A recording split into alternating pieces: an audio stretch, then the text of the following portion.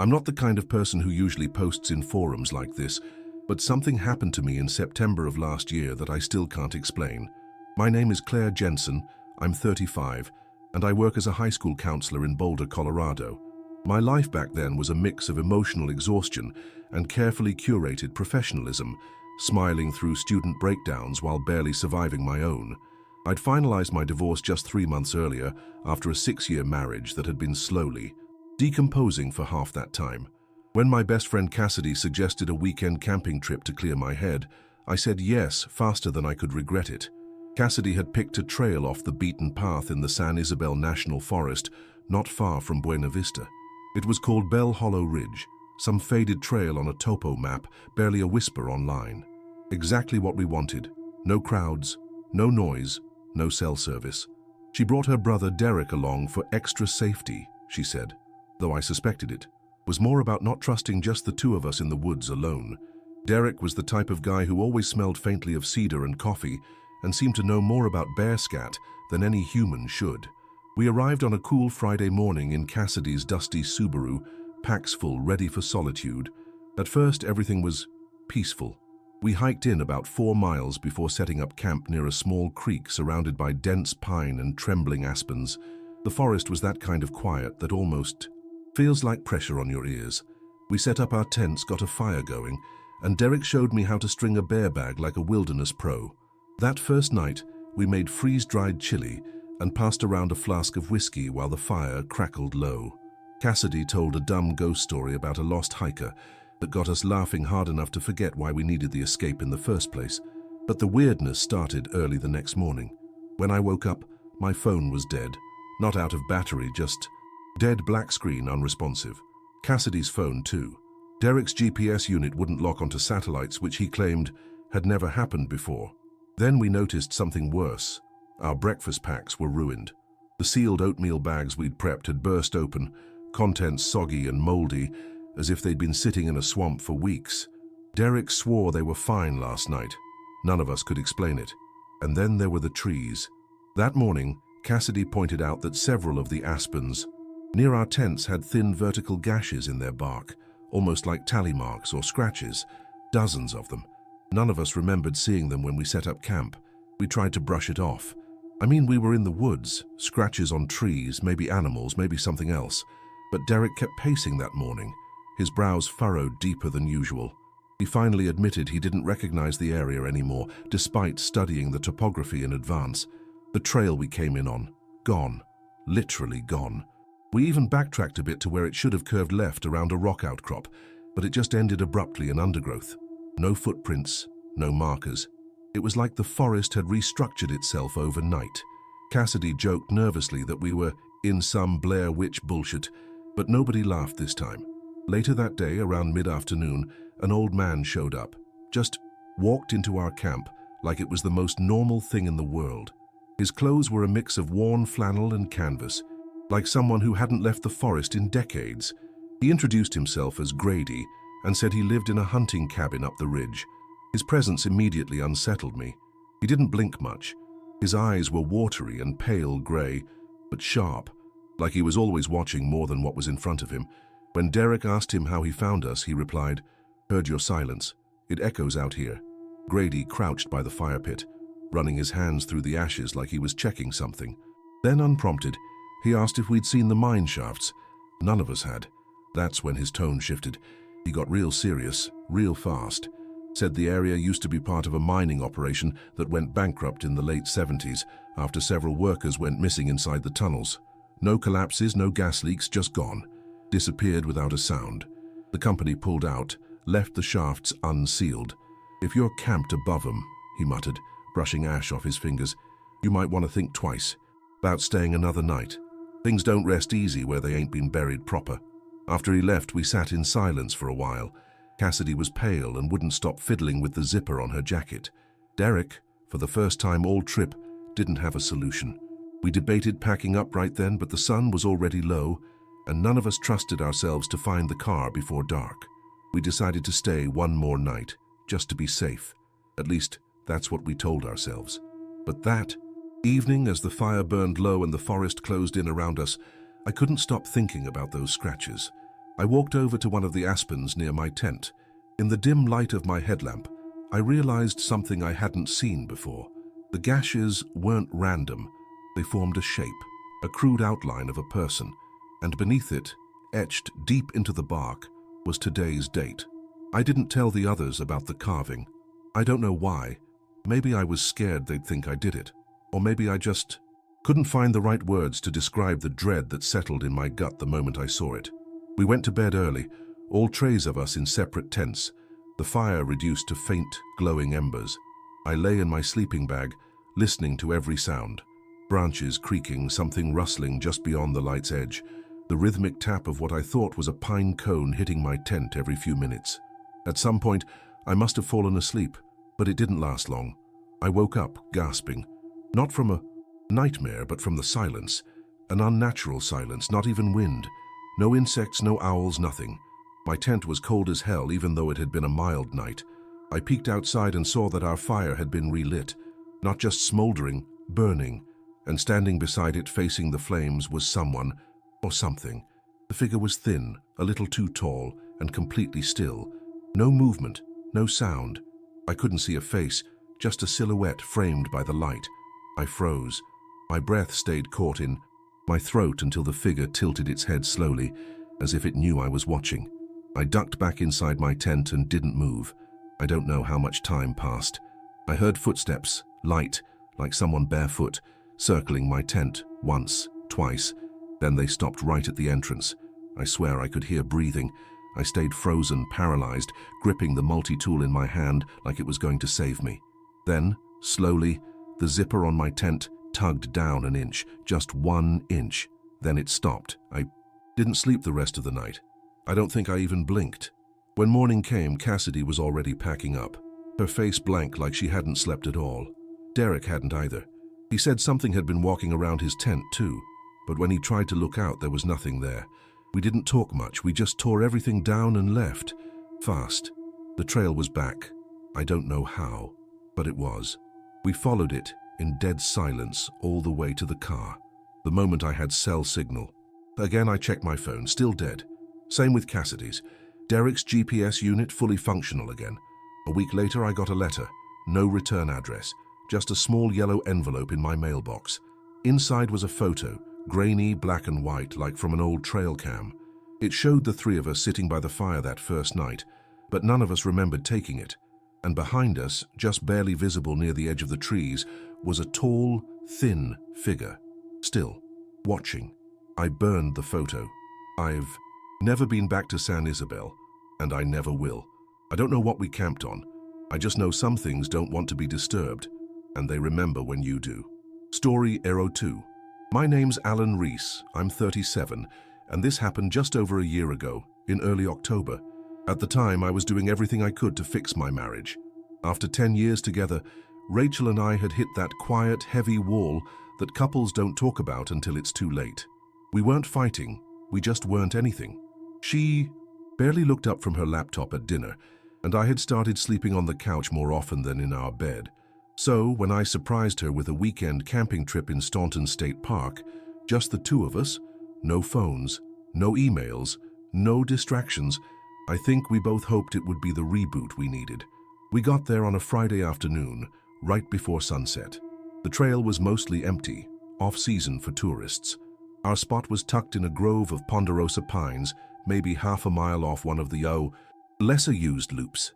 It felt quiet, almost too quiet, but Rachel seemed lighter than I'd seen her in months.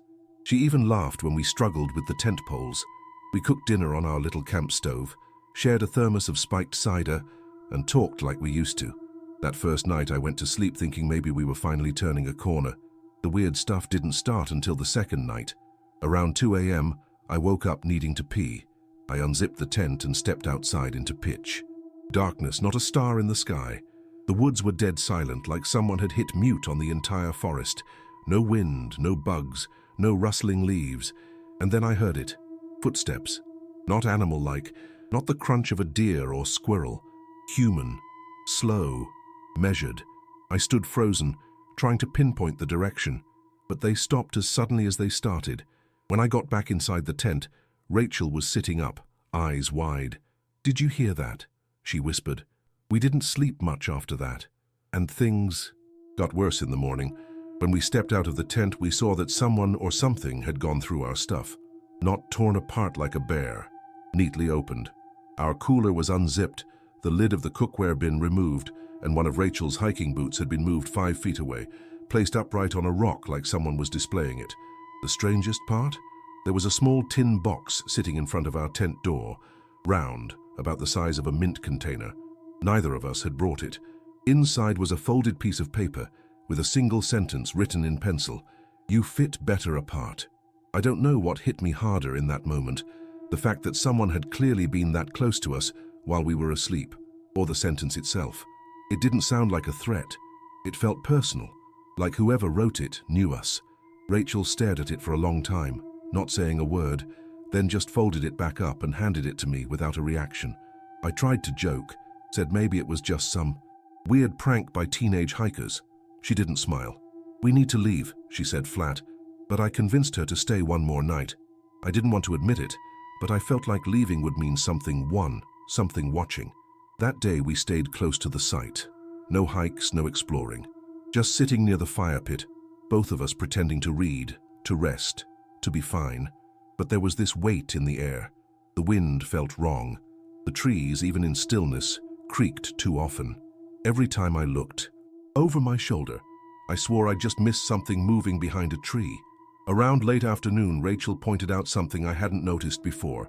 Hanging from one of the low branches above our tent, barely visible unless you looked hard, was a string of feathers and twigs tied together like a charm. It hadn't been there yesterday. When night came, we didn't sleep. We lay in our sleeping bags, eyes wide open, listening. The woods were no longer silent. They were too alive now. Snaps of twigs. Something pacing but never close enough to see. Then, around 3 a.m., we both heard it. A low humming sound, like someone trying to mimic a lullaby, but forgetting half the melody. It circled the tent, slow and steady, and then stopped.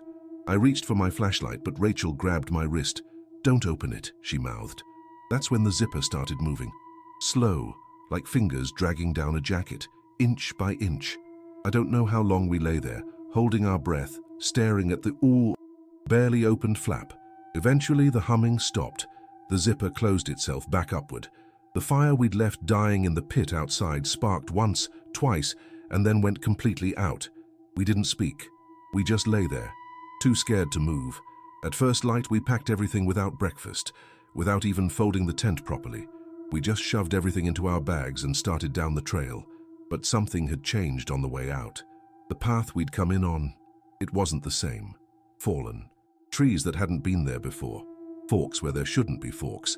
It took us nearly 4 hours to find our car, and we were only half a mile in. When we finally made it to the parking lot, Rachel didn't wait for me to unlock the car. She jumped in, slammed the door and locked it. I tossed our gear in the trunk and drove in silence, the kind of silence that feels like it's pressing against your ribs. Neither of us said a word the whole way back to Denver.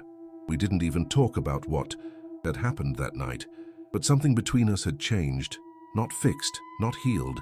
It was like something had opened a new crack between us, thin but deep, and I started noticing things after we got home. Little things. Rachel stopped playing music in the house.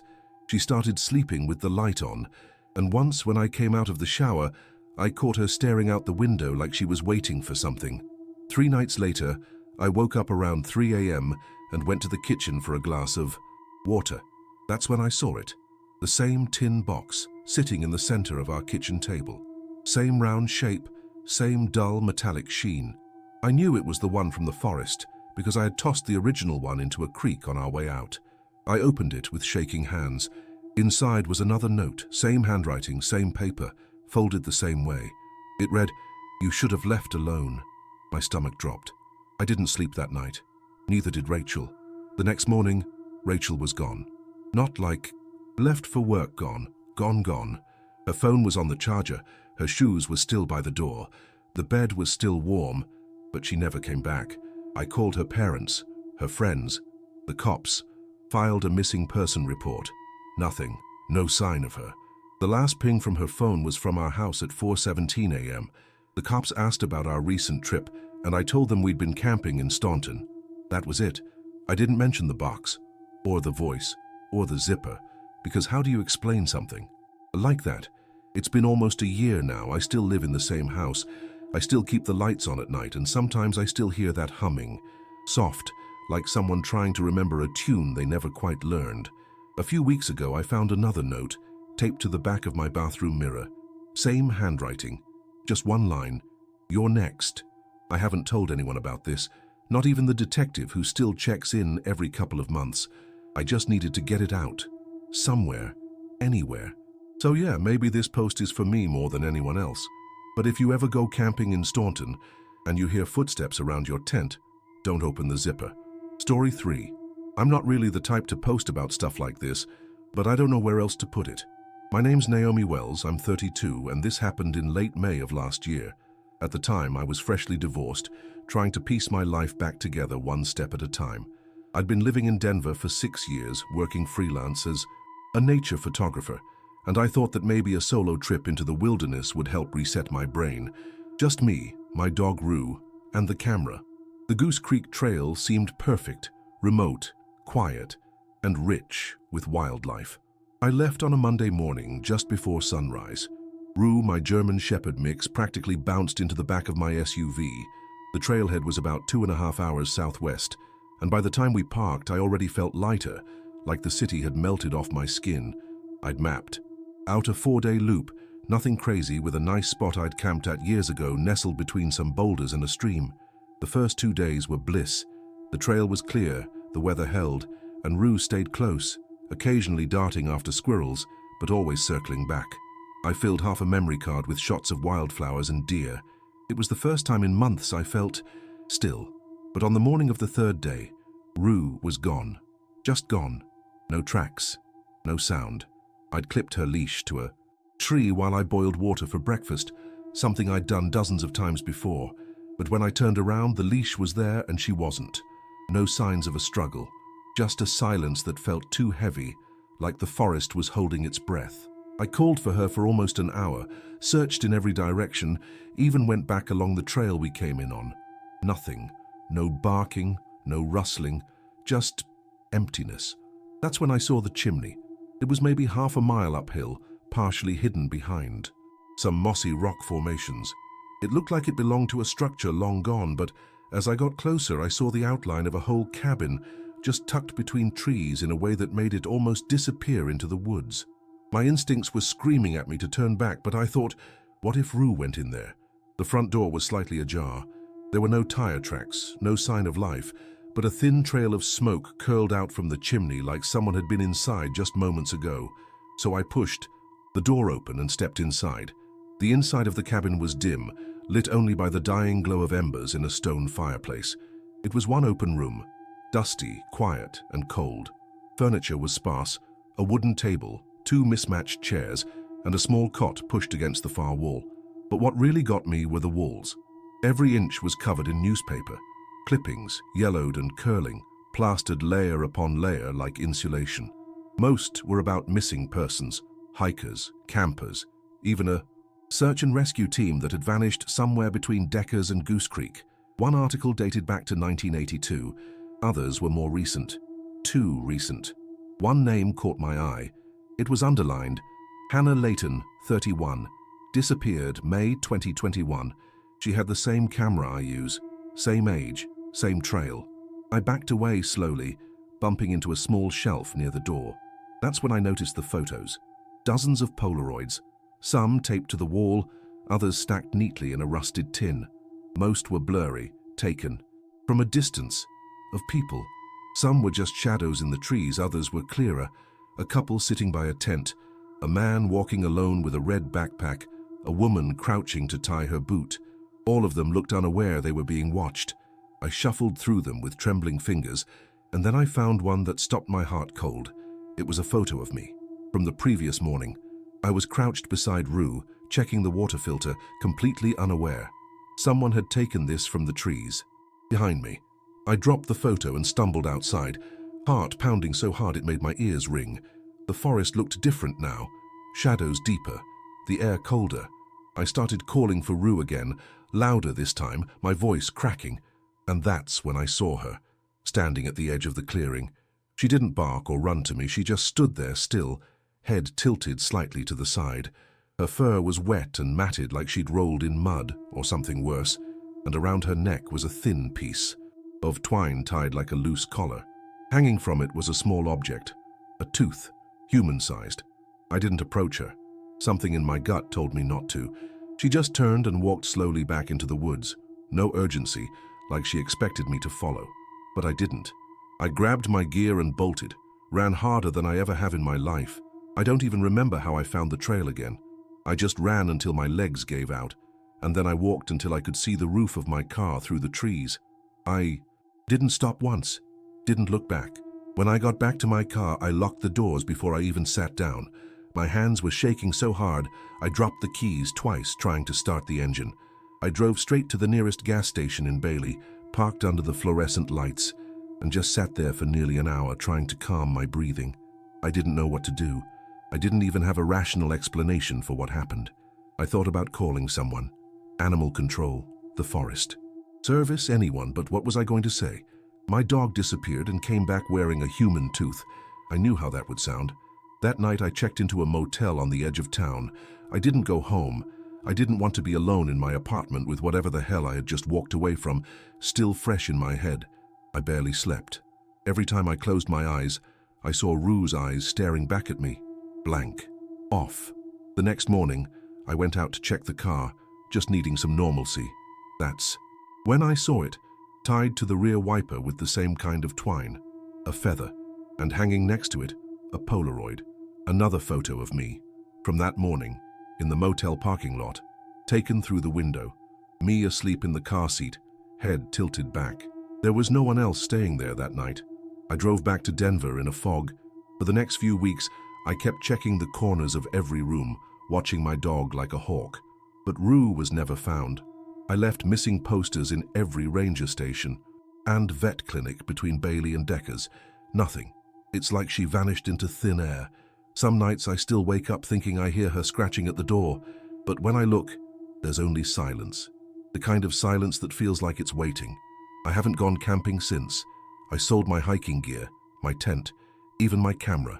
That part of me, the part that felt safe in the woods, is gone. And I haven't talked about that cabin or those photos to anyone until now. But if you're reading this and you're planning to explore Goose Creek Trail, just do me one favor. If you see a cabin that's not on the map, don't go inside. And if your dog disappears and comes back with something around its neck, it's not your dog anymore. Story 4. My name is Max Trenton. I'm 34, and what happened to me and my co-workers during a company retreat last August still messes with my head. I work at a digital marketing firm based in Denver. We're the kind of agency that tries too hard to seem laid back while squeezing 60 hours of work into every week. So when upper management announced a 4-day team-building retreat at a private lodge near Glenwood Springs, everyone groaned at first. But honestly, I needed the break. I was burned out, running on caffeine and deadlines, and figured 4 days in the forest with free beer and no Slack notifications would do me good. The lodge was nice, remote but comfortable, nestled between tall pines with a trailhead just 200 yards from the main deck. There were 12 of us total, but I stuck mostly with 3 co-workers I actually liked. Derek, the gym rat web designer, Isabel, our cynical but brilliant creative lead, and Meredith, the new hire in data who still hadn't figured out how weird we all were. On the second night, after a trustful activity that nobody asked for and way too many IPA tastings, Derek suggested we check out an old railway trail he'd found on a hiking app. It's not even on Google Maps, he said, grinning. You know that. Means it's cool. The trail wasn't part of the official camp itinerary, but we were adults. We left around 3 p.m. the next day with headlamps, snacks, and a Bluetooth speaker blasting alt-rock like we were in some REI ad. At first, it was amazing. Dense forest, steep ridgelines, and these crumbling wooden posts where the railway used to be. No service, no signs. Just us and the wild.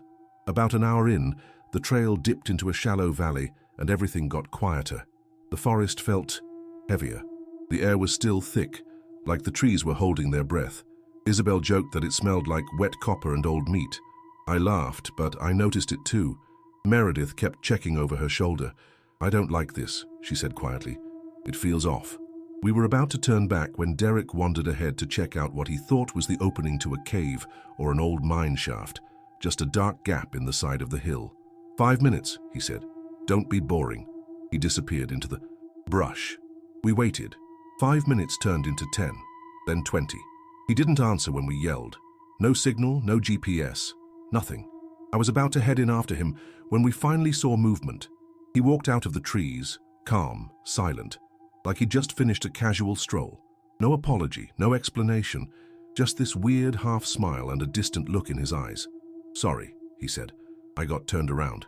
But something about the way he said it chilled me, like he was quoting someone. We didn't press him too much. Honestly, I think we were all just relieved he came back in one piece. We hiked back in silence. The Bluetooth speaker stayed off, and none of us really talked until we were back at the lodge. Derek was quiet the rest of the night, not in a tired way, more like dulled, blunted. He sat through dinner without touching his plate, didn't crack a single joke, and when someone brought up fantasy football, his favorite topic, he barely blinked. I figured maybe whatever he saw in that shaft had just rattled him. But later that night, Isabel told me in a whisper that she'd seen something in his backpack when he wasn't looking. Photos. Dozens of printed photos. All of us. Sleeping. The next morning I confronted him about it. Tried to keep it casual. Just asked if he'd brought a film camera or something. He said no, deadpan. Why would I?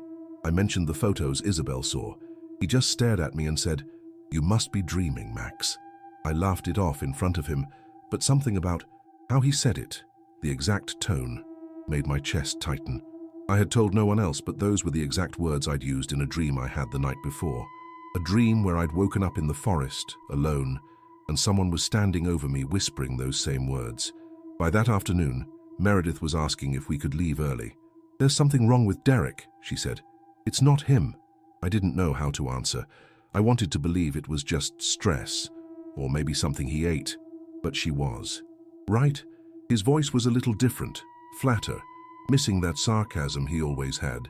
He didn't blink as often, and twice I caught him standing perfectly still in doorways, just watching people. When I asked what he was doing, he said, "Just learning." That night, Isabel came to my room. She looked shaken, said she couldn't sleep, kept hearing footsteps outside her window. "Max, he's not sleeping. I saw him through the crack in his door. He just sits on the bed all night, doesn't move." I told her to calm down, but I couldn't deny that I'd heard strange sounds too. Faint tapping on the walls, soft scraping against the deck like fingernails on wood. We decided to confront Derek again the next morning, just to get some answers. But when we woke up, he was gone.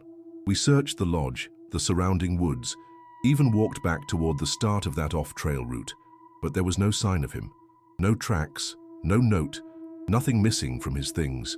His backpack was still there, but the weirdest part, the photos were gone, all of them. The stack Isabel swore she saw had vanished. It was like he'd never been there at all. The others, especially Meredith, were panicking. The company coordinator offered to file a missing person report, but told us we needed to wait 24 hours. So we sat in that giant wooden living room, drinking coffee no one wanted, and staring out the windows like scared animals. Around 2 a.m., I woke up to my phone buzzing. No number, just a single text. "You're dreaming again, Max." That was it. I sat up, heart pounding, and looked around the room where we'd all started sleeping together like it was a makeshift safe zone. Isabel and Meredith were asleep on the couches. The back door was wide open. I walked toward it slowly, barefoot, feeling the cold wood under me. When I stepped out onto the deck, the trees were still, like they were listening. I swear I saw movement at the tree line. Something too tall, too stiff, just standing there. We left the next morning. No goodbyes, no reflection circles, just packed our bags and got the hell out. Derek was never found. Not officially, anyway. His name's still listed on the company roster. No one from HR ever followed up with us. Isabel quit 2 weeks later. Meredith moved back to Illinois, and me, I check my windows every night. Because here's the thing. I got a package last month. No return address. Inside were 3 Polaroids, one of Isabel, one of Meredith, one of me, all asleep, all taken in the past few weeks. I don't know who or what came out of that forest wearing Derek's face, but it learned fast. It listened, it watched, and I don't think it ever stopped. If you're reading this and someone you know goes missing on a trail and comes back a little off, here's my advice. Don't ask questions, just run.